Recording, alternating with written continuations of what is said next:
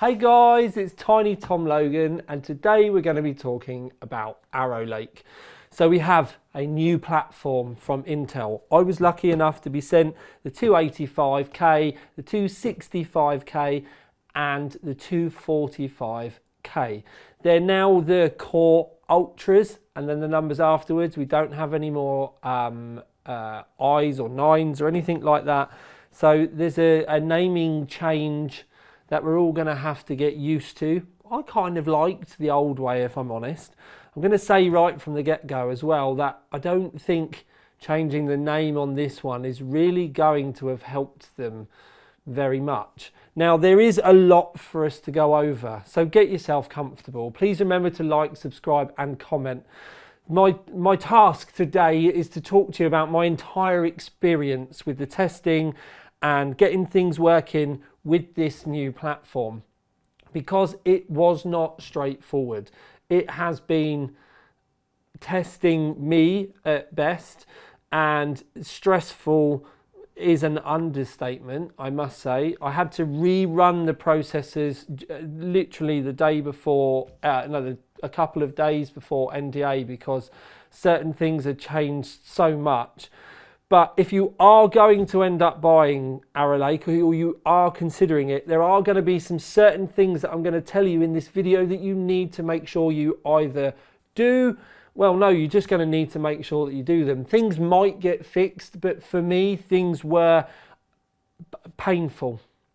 Now, I'm going to pop the details up, but we'll do the housework first, and that is there's no hyper-threading on these processors at all. So when you see 24 cores, and then you've got 16 E cores and 8 P cores on the 285K, 5.7 peak boost, and that's going to come in at £550.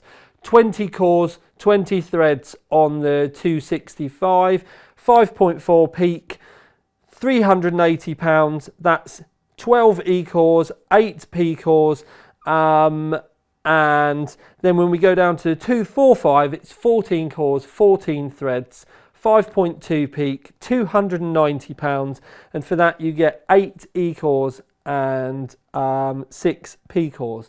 Now, when you refer that back to the 14th gen, so the 14,000s, you did have hyper-threading with those. You also had a slightly higher boost clock as well.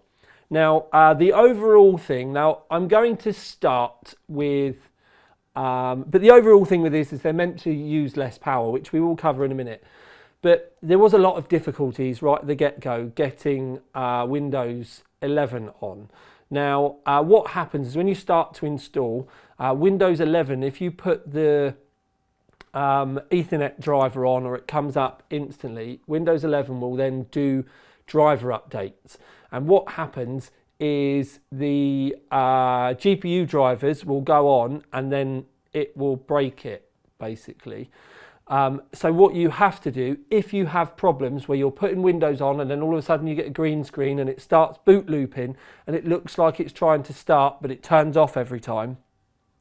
I had issues with that, and after 5 motherboards, 3 NVMEs, 2 different sets of memory, ripping everything apart, starting to work out that it was a Windows Update issue, then tracked it down to being graphics card related, I then basically just plugged my HDMI into the board, used the iGPU, install Windows, then install all of your Intel drivers, so the iGPU driver, the chipset drivers, everything needs to go on. Then install your graphics card, then install your graphics card drivers, and you should be okay. Sadly though, it took me a couple of days to work that out very early on. Lots of other media, because amazingly, despite us, we're all kind of friends. Anyway, a load of us have been having the same issues. It isn't a new thing. We're told that it's going to be fixed in the BIOS, so you guys at home shouldn't have any problems. But I'm telling you, in case you get a random board that has slipped through the net or things don't quite get sorted, I'm telling you so that you know there's a way around it. Because I can already see people sending these back for RMA because they think they're broken and they're not. They're just being incredibly difficult. The other thing that you do need to absolutely 100% do, everyone at home needs to do this, is you need to go to the power plan, and you need to, it's in settings and then power, and then you can change power plan, change it from balanced to high performance. The lows on your games will make a huge difference. I've seen results go down from like 300s down to like 20 on the lows, and then you change the power plan status, and then it brings it up to somewhere closer to where you would expect. One of my results that's always hinky is Guardians of the Galaxy, that you'll see later, and that wasn't a power plan problem. That is just Guardians of the Galaxy being a bit wonky. That might get fixed with a graphics card driver. It might get fixed later on with a management engine driver or something like that. So that's some of the problems that you may experience. It has been a bit of a pain to work through those. XTU was another one that I couldn't get running, but there's a setting in the BIOS that you can turn on, and then it should work. But again, all of those settings should be sorted for everyone at home before you get a chance to buy them. But yeah, it has been testing. Now, I'm going to start off with the good stuff, and then we're going to basically just kind of work our way through it. But the best way I can put this launch is this is the most, and please, AMD fanboys, sit down, because you do just need to realise that sometimes things don't go to plan. But this is the most AMD launch I've ever had from Intel. Normally with AMD, we have stuff where it's not quite working at launch, and everyone says at launch, yeah, but they'll fix that in a couple of weeks or months. And that's exactly where we're at with this. I think pretty much we are going to get a lot of changes come from Intel, and it might require retesting. One of the things I noticed for Blender specifically, which again you'll see in a minute, was the scores were up and down loads. But we'll start with the good, and the good is power consumption. Now we do need to remember that the power consumption is massively down, and we need to remember this before we go on to the performance results later. We also need to remember that we don't have hyperthreading. Now, just having the part of the processor that can do hyperthreading or not having it saves them power anyway, but they've gone hell-bent on bringing power down on these. One of the things I will say is the temperatures were down as well, but I need to do more work on the temperatures, because I'm not sure whether there's a hard cut really early set on, because I haven't been able to get mine close to or above 80 degrees despite trying. Now, because of all the faffing, and I needed to do a lot of motherboards for launch as well, it is going to be something that I'm going to go back to look at and optimize and stuff. But there is something brewing in there that I'm not sure that they've fully disclosed, and that is definitely something I'm going to look deeper into. But temperatures were also good. Before we go any further though, brand new test rig for a brand new platform. So the motherboard that I tested all of the processors on was the MSI Ace. I used this because of experience with the Ace previously. It hasn't let me down. It didn't let me down this time. MSI are much more responsive to issues and problems. It's so much simpler than with other brands, to the point I can go on Skype and talk to a BIOS engineer like one-on-one, and any issues that I find, they fix. Whereas with other brands, for example, you talk to the local person who flags it up to someone at HQ, who then flags it up to a BIOS engineer, and it takes days to fix. There is no quick route. It's painful. With them, it's not. It's just a pleasure. And as you'll see with some of the results later on, they've done great work with a lot of their BIOS anyway. But we're in a brand new case. This is the Haven HS420. There is a review live on the channel. Please go and take a look. Power wise, I have a HX1500i from Corsair. I've got the H170 420mm AIO in the roof, which does give me extra cooling, but also allows me to not go deaf all the time, so that is very sweet. We use the RTX 4090 for the graphics card, and then there are some new Kingston Fury Renegade CU DIMM memory modules in there, which do allow me to go up to 8400 megahertz. We've focused ours mainly around the 8100 megahertz, just for ease of use to start off with, and then we're going to explore things deeper at a later date. Did they all boot 8400? Yes. There's been some BIOS problems and small issues though. So like I said, it's something we will dig into more. So beautiful new test rig. The case especially is a treat for me to use because it's very optically pleasing, and amazingly, for Haven as well. This board, or this case rather, has now had the motherboard changed in it over 20 times and it still looks amazing. I've not broken anything. It's all still firing nice. It's very, very positive things for me to say about said case. But moving on, power as we've seen, great. Temps as we've seen, okay, good, however you kind of want to put it. The other thing is performance-wise, Cinebench 24, I'm pretty sure they pretty much, it was one of their focuses when they built this chip because it does work really well. You can see it's done incredibly well in the graphs. It's the only graph where it did do incredibly well though.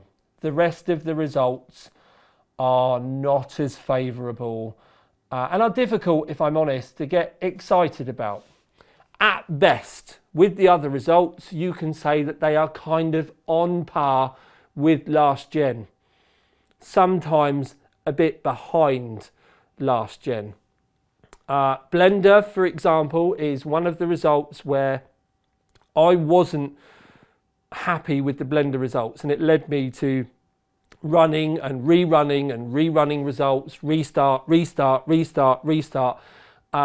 to try and get good numbers. And one of the things I can say is we don't use an off-the-shelf blender. We have a 14 million polygon special OC 3D blender that we run.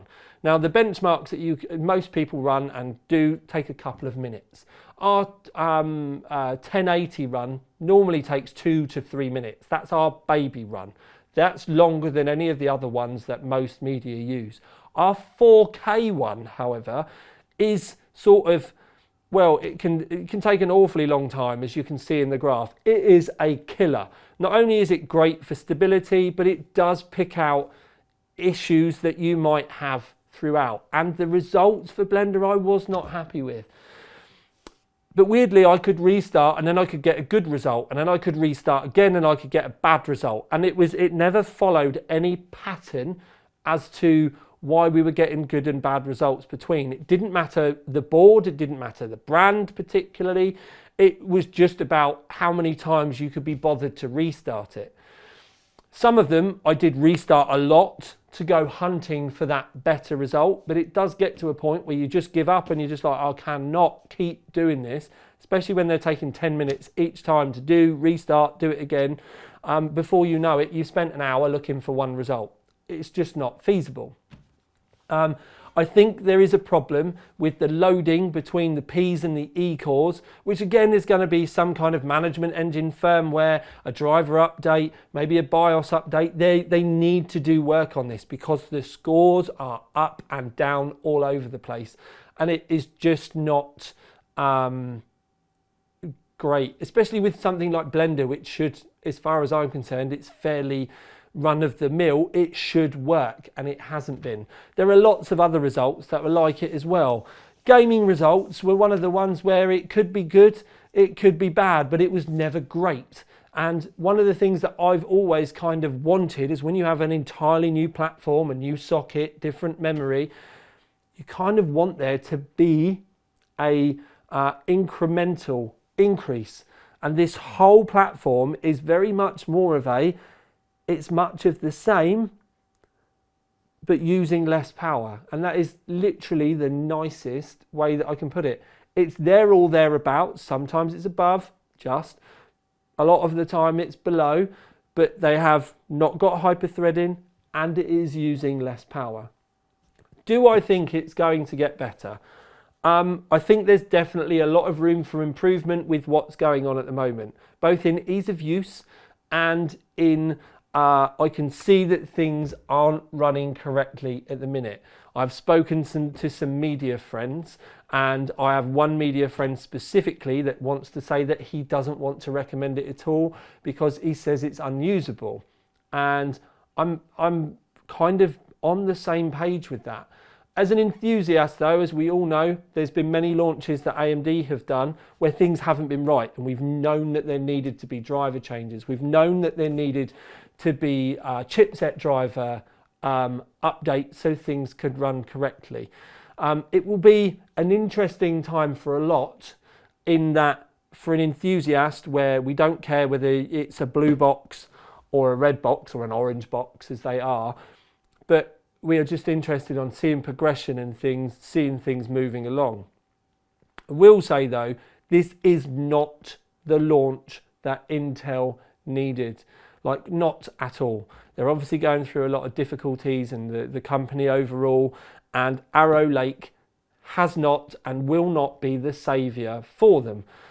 This kind of feels like, again, spoken to another media friend, mentioning Leo Waldock for one, where this does kind of feel like a mobile part.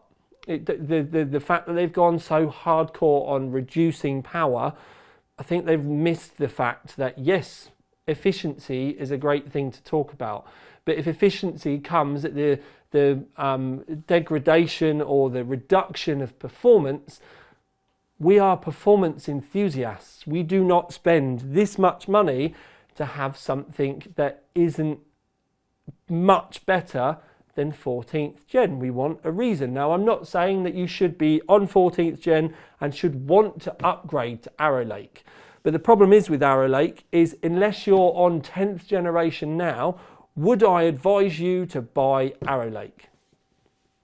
No, I actually wouldn't. We don't know what's going to go on with the socket as it stands at the moment. There was meant to be an Arrow Lake refresh in the pipeline for later on, a bit like 13th gen to 14th gen. They've apparently canned that. We don't know. It's a question I have asked. We don't know how long this socket is going to last. I have asked Intel specifically if the next generation processors will go onto this socket. I will let you know. Stay tuned on the Overclock 3D website. We will let you know when we know. But as it stands at the moment, we don't. Now, the boards are great. If anything, the boards are completely, massively overbuilt, because you don't need an ace to get the best from the 285K. If anything, I'd probably spend a little bit less money on the motherboard, and I'd spend more money on cooling and more money on my graphics card, because I think you're going to get better longevity out of that overall. One of the boards to really look at from my testing, there is going to be a completely separate review for motherboards, but one of the boards to keep an eye on in reality is the Tomahawk over the Ace. Yes, the Ace is going to give you many years of like non-strenuous use, but if you wanted to save a little bit of money, the Tomahawk was actually putting out some amazing scores, and I couldn't really see why you'd want to go any further other than aesthetics, and knowing that you're really not going to be working the Ace very hard at all. I think when it comes to things like the Unify, the Apex, and things like the Godlike and the Extreme, they are going to be for those people that just have to have the best, or they're going to stress the living bejesus out of it by very hardcore overclocking, which isn't the most of us. But overall, I'm left feeling quite tired and disappointed in the processors. I actually think this launch needed to be delayed, if I'm honest. There's so many issues with drivers, Windows 24 H2, BIOS updates. I feel like this needed another month to mature. And I think by the time this does mature, I think the X3D stuff is going to come in with such a shining bright halo. I don't think a lot of you are really going to care about this at all. And that pains me, because there was a time when I would have taken this tone of voice about wanting AMD to do better. Now we're saying it about the Blues. It is such a sideways step when in reality what they needed was a huge step forward, and they needed to drop the temperatures, not necessarily worry about power, but we needed more performance. If you want to know what the fastest processor on the planet is at the moment, if you can find a way to cool it, which I'm going to tell you right now involves popping the lid off of it and going direct die, it is the 14900KS. If you want a hardcore multi-thread processor that is going to munch through tasks, it is the 9950X. These ones, I don't know. If you told me right now that you wanted to buy Intel and you wanted to build a gaming rig, I'd tell you to buy the 14600K, or probably more the 14700K, because you get a little bit more performance and it isn't as hard as the i9 to cool. But right now it is very difficult to recommend anything from Arrow Lake, and we're just going to have to see how much stress us reviewers get with retests and BIOS and updates with firmware and stuff in future. I really wish it was different. It really isn't, and it has been so much work. But for now at least, this is a very unenthusiastic, very tired, borderline depressed Tiny Tom Logan. And I do just want to close with, I did make a minor mistake yesterday, and I do want to thank the boys at Video Cards for being so understanding and covering my arse. So thank you very much, boys. I don't do stuff like this very often, but thank you. Tiny Tom Logan out.